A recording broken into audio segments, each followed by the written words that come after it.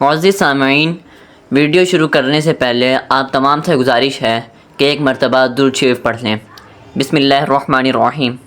اللہم صلی علی محمد وعلی آل محمد کما صلیت علی ابراہیم وعلی آل ابراہیم انک حمید مجید۔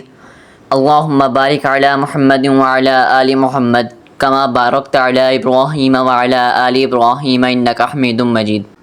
کہانی شروع کرنے سے پہلے تمام سامعین سے گزارش ہے کہ ہمارے چینل کو سبسکرائب اور بیل آئیکن پریس کر دیں تاکہ ہماری ہر آنے والی ویڈیو سے آپ باخبر رہ سکیں۔ آئیے کہانی کی طرف چلتے ہیں۔ اب ایران کی کوئی طاقت مسلمانوں کی یلغار کو روک نہ سکی اور فاتحانہ انداز میں اسلامی لشکر ایران کے مرکزی شہر مدائن میں داخل ہو گیا۔ مدائن کو فتح کرنے اور شہر پر قبضہ کرنے کے بعد جو نوادرات مسلمانوں کے ہاتھ آئے وہ عجیب و غریب تھے۔ ان نوادرات میں چاندی، سونے اور جواہرات کی بہت سی مورتیاں، کسریٰ کا شاہی لباس، اس کا زرِ نگار تاج اور اس کی ذرہ اور اسی قسم کی بہت سی چیزیں مسلمانوں کے ہاتھ لگیں۔ اس کے علاوہ ایوان شاہی کے خزانے اور عجائب خانے میں سے چین کے خاقان، رومنوں کے قیصر، ہندوستان کے راجہ داہر، اس کے علاوہ دوسرے حکمرانوں میں سے بہرام گور، سیاہ ارش، نعمان بن منظر، کسریٰ ہرمز اور فیروز کے خود زرہیں، تلواریں اور خنجر بھی ہاتھ لگے۔ ان سب چیزوں سے بڑھ کر جو نادر اور عجیب شے مسلمانوں کے ہاتھ لگی ہے وہ کسریٰ کا فرش تھا جو بہار کے نام سے موسوم کیا جاتا تھا۔ یہ فرش 90 گز لمبا اور 10 گز چوڑا تھا۔ اس میں پھول، پتیاں اور درخت، نہر، تصویریں، غنچے سب سونے، چاندی اور جواہرات سے بنائے گئے تھے۔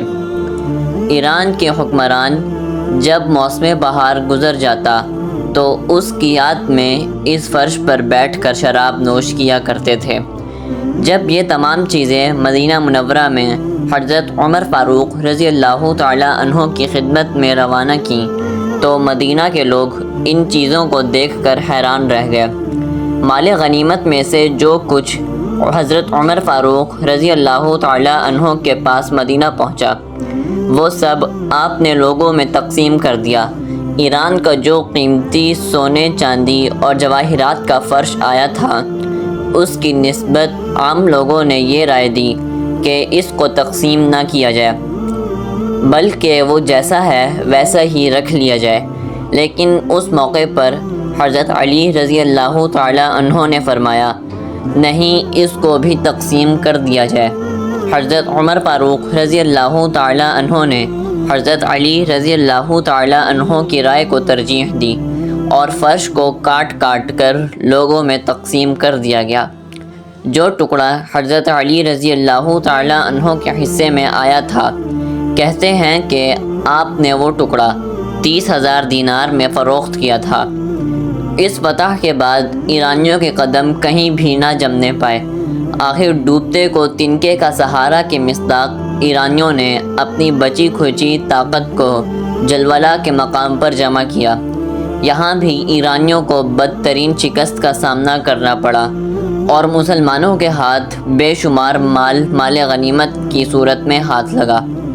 یہ سارا مال جس میں جواہرات کے انبار اور انتہا درجہ کی قیمتی اشیاء تھیں، کہتے ہیں کہ یہ چیزیں جب مدینہ پہنچی تو دولت کے اس انبار کو دیکھتے ہوئے عمر فاروق رضی اللہ تعالیٰ عنہ رو پڑے۔ ان کی یہ کیفیت دیکھ کر حضرت عبد الرحمن بن عوف رضی اللہ تعالیٰ عنہ نے فرمایا امیر المؤمنین، یہ تو مقام شکر ہے، آپ روتے کیوں ہیں؟ جواب میں حضرت عمر فاروق رضی اللہ تعالیٰ عنہ نے فرمایا خدا تعالیٰ جس قوم کو دنیا کی دولت عطا فرماتا ہے اس میں رشک اور حسد بھی پیدا ہو جاتا ہے اور اس لیے اس قوم میں تفرقہ پڑ جاتا ہے۔ بس مجھ کو اس وقت اسی تصور نے رلا دیا۔